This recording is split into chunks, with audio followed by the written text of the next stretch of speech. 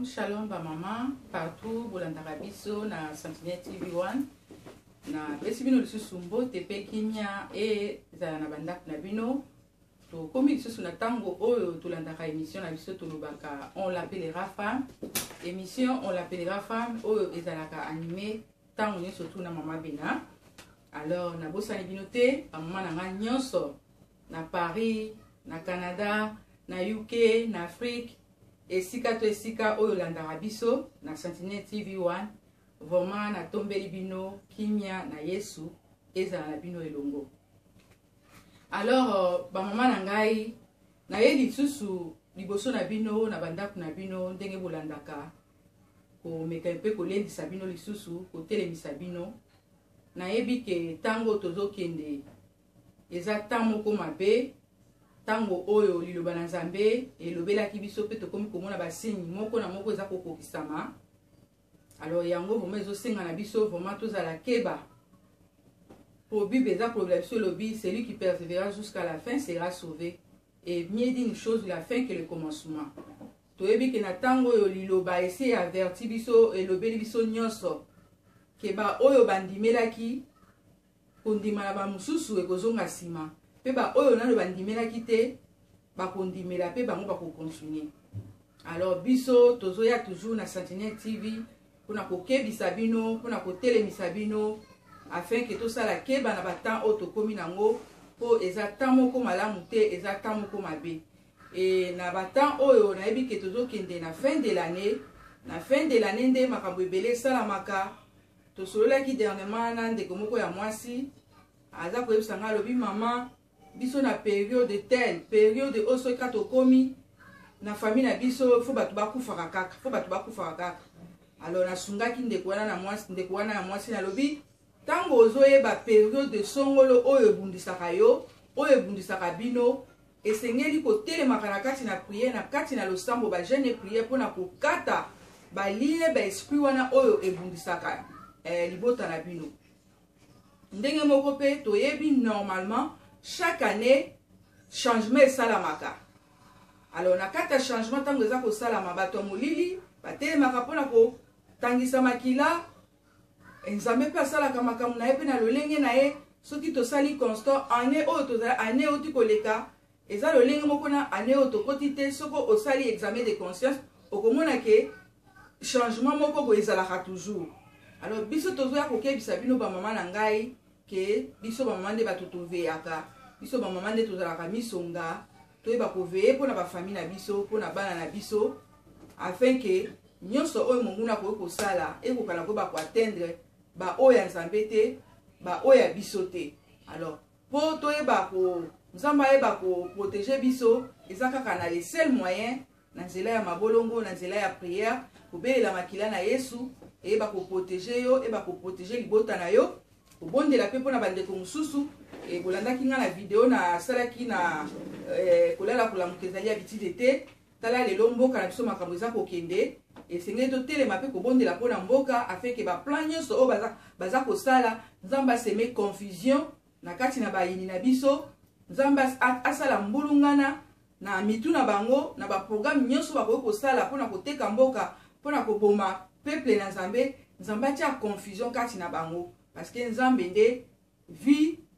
kufa eza na maboko na ye victoire eza na maboko na ye et nyonso biso tokosenga Nzambe akoyoka pe akosala. Alors esengeli na biso vraiment ba mama totia yango mpe na mitu na biso batan oyo tozokende nango et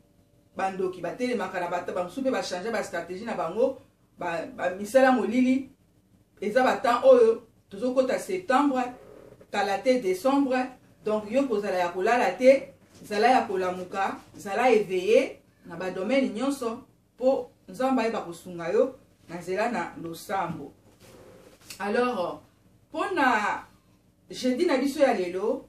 na bongisaki exhortation muke oyo nakoki lisusu kopartage na bino bamama po toyebi liloba na Nzambe eza kolobela biso ndenge nalobaka biso bamama nde tozalaka sensible kosanti bamakambo koyoka epesamela mingi biso. Alors tomoni na tango oyo na mboka na biso makambo eza koleka bana bakozonga baklasse makambo ebele bamusu baza na ba moyen te, bamusu pe baza na ba possibilité te o bakoki kosunga bango. Alors nabongisaki un peu exhortation muke awa tomeka ko partager nga na yo. Okoki kozwa Bible na yo, tokoki kotanga na Psaume chapitre 41 verset 2 à 5. Alors na Psaume chapitre 41 verset 2 à 5, na kotanga kaka verset 2 yo kotanga nyonso Bible za kolobela biso parce que naza na fardo moko mukumba moko na wandingi na partager na bino koluka kosunga ba orphelin, ba veuve,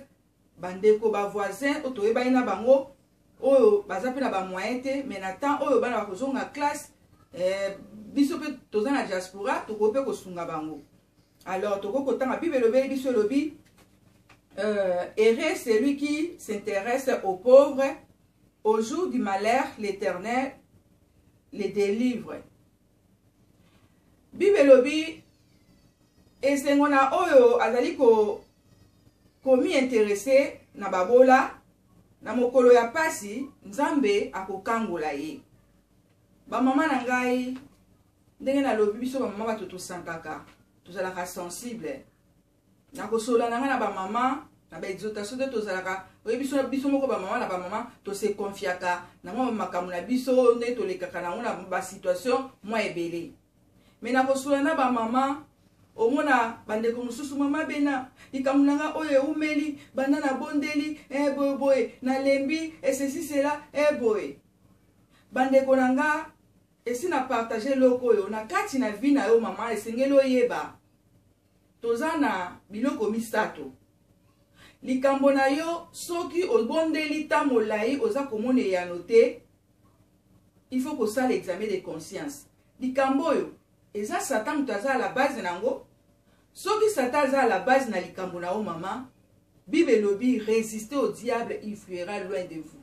Soki yo telemi na kati na genou na mabolongo, diable akolâcher akotika lipamboli na yo, posa motema no yo zolinga po atteindre yango okozwa yango. Sala examen de conscience lisusu. Soki likambo na yo ezali Satan te, yo moko mutoza à la base na kati ya likambo na yo, sala confession tala eloko nini ezali ko empêcher yo eloko nini ezali ko kanga yo lisumu nini be likambo nini répands-toi et pour ko se repentir liboso na Nzambe esengaka ba 1 heure du temps te 20 heures du temps te na ba seconde Nzambe ako pardonner alimbiso pe asali et soko moni kote wana ozara ngambo wana te tala sikoyo sala examen de conscience na kati ya likambo nao c'est que kozala Nzambe. Si c'est Dieu qui est à la base, continuez na kotika na poste na yo ko adorer Nzambe, ko kumisa Nzambe, ko changer stratégie. Ndenge Bible za ko yebisa biso lobi ke fanda na poste na yo jusqu'à ce que Nzambe akoya ko visiter yo. Nde place na lina fandela yango wana. Soki Nzambe mutaza na kati na situation na yo, continuez ko adorer, continuez ko sala action de grâce, continuez. Nde na place wana na lingina beta sete na place oyo na verset oyo na pesi heureux celui qui s'intéresse aux pauvres, au jour de la malheur l'Éternel les délivre. Oyebi mama kosalela Nzambe eza na ndenge ebele otoko kosalela Nzambe eza na ndenge ya ba acte ebele oyo koki kopose po Nzambe ayanola yo. Tozokende na ba fin de l'année tozokende na ba septembre bana bakozonga ba classe toza na ba orphelin, toza na ba veuve, toza pe na basali na Nzambe mususu basali la Nzambe kati na solo. Bible eza koyebisa biso to mettre Nzambe en l'épreuve soki tokomona akoyanola biso te. Luka osala ba musulman de bayebaka secret wana babengaka mo ba sadaka. Naza na témoignage moko ndeko moko ya mwasi place na bandaki kosala baza ba musulman endeko wana ya mwasi azaki na problème ya kobota aomelaki na libala kobota ezate bon ase confie ki nanga azaki musulman ase confie nanga alobi en tout cas na monaka yo chaque fois soki toye jeudi yo liaka te olobaka koza na jeune en tout cas attitude na yo esepelisaka ngai alors ase confia ki nanga alobi banda na bala soki kaka na zemi 1 mois 2 mois zemi bimi eke mais nazo comprendre ngo te na lingi comment na peso mukumba oh soko ko sunganga ko bondela ka pe ponanga ngana bi OK tozaka na hala moko wana ndenge oza ko kwa na ko yebisa mobali nanga parce que za pasteur to ko soutenir na yaki na kutani na proverbe na sololi na e na lobitala ndeko za mizima na banda ko te ya Jésus Christ kuna sala nini proverbe apesinga conseil mo kabi non lokola se confie na za ko ndima nzambo zo sambela prier pour na e ndeko mwasa na memanga tina ndako te avant memanga na ndako ezalaki un jour na kepo na somba biloko ayebisinga abi mama alobi abenga ku mama abenga sister okosomba biloko na mbongo na ote zwa biloko na montagne nyonso ya mbongo yo lingi nga na kofuta bandeko na zwa ba savon na zwa biloko nyonso oyo esengelaki na zwa ndeko mwasa na afutaki après a invité nga na ndako na ye na keti na ndako na ye to partager na ye na sololi na ye na lobi est-ce que okwaka pe na Jésus Christ abi oui to ebi Jésus ngabi est-ce que oko permettre nga na tio maboko na bondela pono na simbo na libu na prier po na yo alobi oui pourquoi pas na bondela po na ndeko mwasi wana lelo oyo Aisha abota e apesaki lokumu epa na hala akumisaki nzambe pona nini asalaki action de Dieu bango babengaka sadaka mena ye musulman ayebi procédure wana pourquoi pas biso ba chrétien to bengami ba chrétien to ko luka ba solution na ndenge nyonso to soko moni problème nezo umela luka na ba solution na ndenge nyonso soko bondeli omoni ko bondeli e ya noyete luka stratégie ko sunga ba ofele ko sunga ba veve ko sunga bandeko bazonyo kwama biso to zomi na diaspora ezana ba voisin na biso to ya na poto awa totala akata msu ba famille na biso ba mais ba camarade msu to fana na bango ba bozui pe ezate ba relation na biso msu to ebi bango na Kishasa bozui ezate mais okoki ko penser pour na bango donc tala ba voisin ba ndeko to eba na bango okoki ko sala quelque chose pour na bango okoki ko sunga bango et na acte za ko poser wana ekoki ko ya ko fungula pe bénédiction eloko yo zoluka parce que eloko yo zoluka yango pe zoluka yo yango moni bible tango yebisa biso lobi to za ko sambela mais to za ko zwa te parce que to sambela kamabe mutu mususu omona ozokota jeune nzoka na likambo za nango ezosenga même pas jeune ezosenga kaka yo débloquer o aider kaka ofele moko veuve moko allez situation na yo et débloquer yango tozomona même lelo oyo bandeko na ngai ba mama na ngai na on l'appellera femme soki totali lelo na diaspora toza komona ngo même na ba fête omona muninga sali mariage na ye to birthday na ye a invité bino omona bandeko mususu bazoya na cadeau ya ba papier hygiénique emballé yango bien aye na papier hygiénique bandeko na ngai toza na mboka oyo eza na mboka ya matériel mboka ya bozwi mboka ya nyonso boni ozokoka kozwa cadeau ya malamu te ya kotia meme moninga no enveloppe te na mariage na ye na fête na ye soki ozokoka kosala ngo te boni lelo okokoka kokende kosunga ba ofele ba veuve et mingi tozosala ndenge wana tobengami ba Kristo mon Kristo aza mwinda esika nyonso yo zoleka oza mwinda mais soki obengami koza mwinda mama na ngai mon Kristo asolo oke na fête ya moninga oke na birthday ya moninga ozomemela ye papier hygiénique oambale yango bien et mususu mpongo na ke na ye ake maboko pamba ake alie ameli sans même à penser que nati ata moi enveloppe ya 5 € ya 5 pounds na kati enveloppe et de bandeko po babimisi basali quand même ba dépense tout bandeko na tala niveau oyo biso toza nango et niveau soki oza na niveau wana boni zamba ko kitapo ayanola yo lokwa na mboko ya poto toyebi mutu yusu bafutaka ye azwaka quelque chose omona même muninga ye kotalo na ndako musali na zamba ye kotala yo omona opeseka aji ba musupeta musuka biloko ya kolia musali na nzambe abimi akei sans même abima na enveloppe nga na enseignement o nga na zwi mama bena musali na nzambe so kotala nga na ndako akoyo kobima te sans que na pesa ye quelque chose soki na zangi parce que naza na système moko awa nazaka mwa ba réserve na nga ya parfum parce que parfait eza ko signifier eza na signification soki na moment na mbongo te na oluke loko moko boye o eza na signification pona pesa mutu na Nzambe parce que soki mutu na Nzambe anyati makolone na ndaku na yo ndeko nanga kochika ya kende bongo te sala quelque chose sala symbole tomoni yango Abraham na mwasi na ye bayambaki ba ange sans le savoir et yo poko yamba musai na Nzambe na ndaku na yo peut-être okanaki te et na koyamba wana kana ate yo ko sala wana e ko fungolelo ba porte e fungolelo yo bikuke mama na ngai alors ba mama ebele toza kozwa biyano te makambo ebele toza ko ba porte eza ko fungoma te eza biso moko Nathalie awa ba vidéo message azo sala na ndenge batu bazo benga ye où est la femme basi bazaka na ngambo ya mabe omona ba musu ba mibengi ba prophétesse ba pasteur tozo luka vraiment basi vraiment obazana témoignage ya bien olandi mwasi bobi ke ça c'est une femme oyo vraiment ke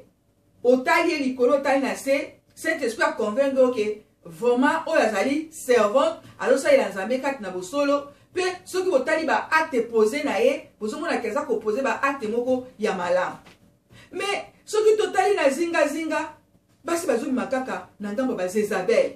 ya koboma ya ko détruire yango zomona makambo eza ko tourner avant basai na Nzambe siko ya solo bakomi kokufa soki omoni likambo etamboli te okimba pa musana oh papa makambo ezotambula te nazomona bato baotambula na ndako nazosala bo ozoya kaka koyebisa mutu na Nzambe na yo moko mena nini oyo ozosala action nini oyo ozosala po débloquer situation na yo donc ba mama na ngai esengeli na biso tozala na motema ya bomama oyo esengeli na biso tososola baréalité ezoleka na vie na biso na entourage po tovivre lipamboli balobi le bénédiction ça s'arrache lipamboli baarrachaka yango okofanda kaka boye te 20 ans 10 ans o nga makambo etambulaka te nga libala eyaka te ngai boye nakopesa ndakisa moko lelo towana diaspora oyebi Dieu manifeste d'une manière d'une autre. Nzambe po apambola mutu aitilisaka pe ka mutu akitisaka boye te ta ya mane se leka me na ta na biso oyo Nzambe asalaka na nzela ya bato apambola biso pe ka na nzela ya bato tokopesa ndakisa moko lelo oyo na bafamille na bandeko na biso okoke kotala ndeko no moko kotala moninga moko kutie kuna courant eza te aza meme électricité eza te mais azosanga ta mosusu ata 5 pounds ou 5 euros mpona kosomba gaz ou électricité mais yo oza nango c'est que yo nde oza solution mpona ye bimisa okuti bana na ndako courant eza te kamata tiango on ne sait jamais ntango yo ozopesa basomba courant basomba gaz et na acte wana Nzambe akoki kodébloquer situation na acte yo osali wana mais lelo nini yango tozomona bamama na ngai na kati na on l'appellera femme omona bandeko mosusu akuti yo courant eza te ake kotonga yo o na bavi na biso baréalité mosusu ekomelaka biso mutu mosusu azalaki ne na mbongo mais Afrique bandeko babeli basituation mais na moment na adépense aza kozanga meme na 1 pound mais ntango yo okuti yo oyebi kaka peut-être na niveau wana ke ye na niveau azalaka nango akozanga te non mutu nyonso na vi nde tozalaka boye bacirconstance mosusu eyaka mais qui sait que yo nde oye wana mpo osauve bango mais ntango mosusu okocomprendre surtout biso nalobaka yango biso basi toza bato ya sensibilité okosentir naye kotala moninga il faut sentir yango nayebi te nga nde nazalaka na basensibilité moko boye nakoki kosentir ke moto oyo azotraverse bamoment difficile nakoki sentir ke moto oyo na bamoment oyo ezosenga boye nakosentir ke moto oyo aye kotalanga meya na nzala il faut tosantaka yango parce que toa basi tozali bato ya sensibilité mais boni okokende sika songolo ozosentir yango te mosali na Nzambe aye atali mpe abimi akei mama na nga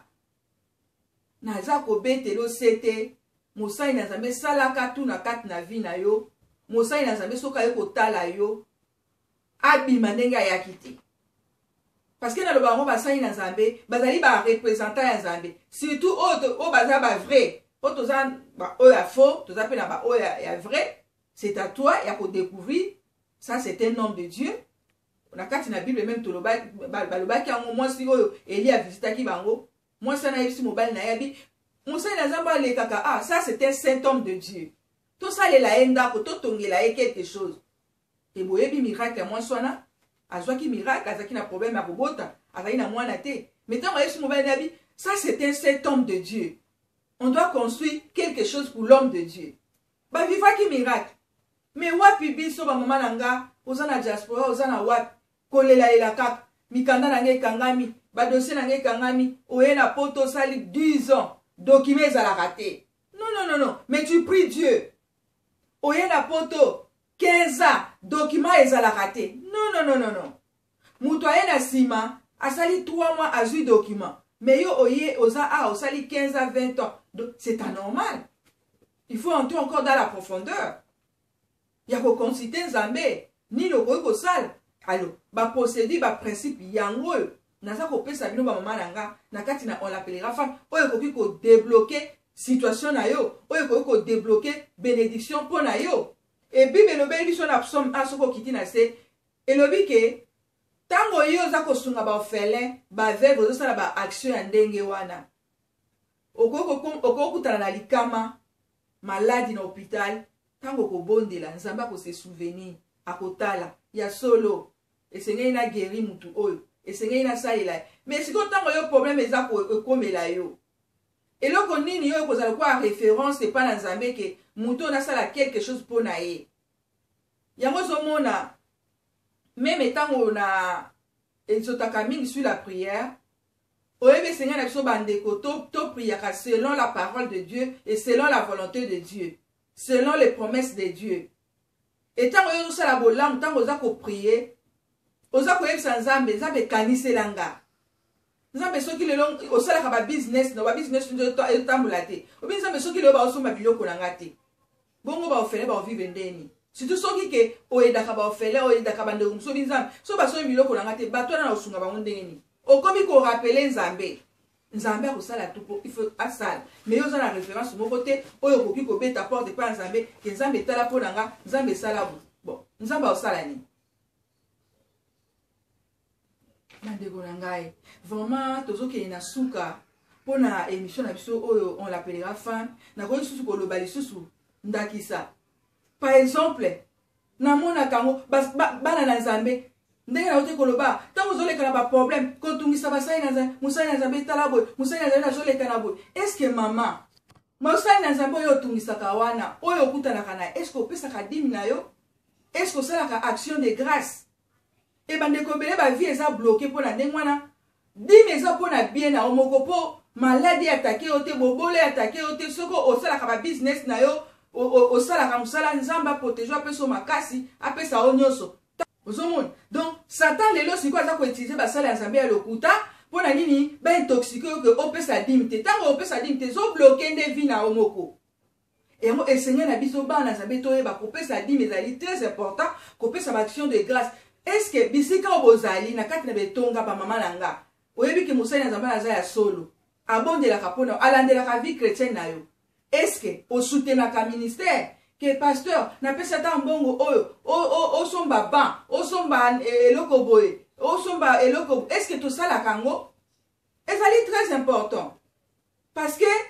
esengeli koyeba ngo que Dieu travaille d'une manière et d'une autre alors ezate kaka tolela yomoko okoza pe blocage ya vie na yo pona komona ba situation so ezala débloquer te. Donc na komi presque na suka na pesi ba mama nanga nyonso tumbote ba mama nanga Nelly aza na Paris ba mama Rite ba mama nyonso tu na Moisson Mondiale Sentinelle TV ba mama nyonso tu mama Mapasa bisika nyonso bozwani ba mama nanga to telema to yeba ba principe oyo pour efungula biso ba porte efungula biso bikuke to tikala ka boete les situations to lela ka non. Tant que tu as la Nzambe, tu as bien. Et puis ça va se faire sous elengi. Il y a quoi pour ça la Nzambe. Mais tout à l'heure, on a principe oyo ni les autres bloqués biso. Bye bye. To kutani na balasima. Bande konyo surtout émission et révolutionner bino. Vraiment to bosanté lisusu bande konyo surtout bozali de près ou de loin. Oyo bolandaka biso ba question ezali, mitunu ezali, bokomeli biso bobengi pe biso na ba numéro na biso na ba number. So pe remarque pe ezali, bosali biso motema eza polele maboko eza polele mpona koyamba bino bino nyonso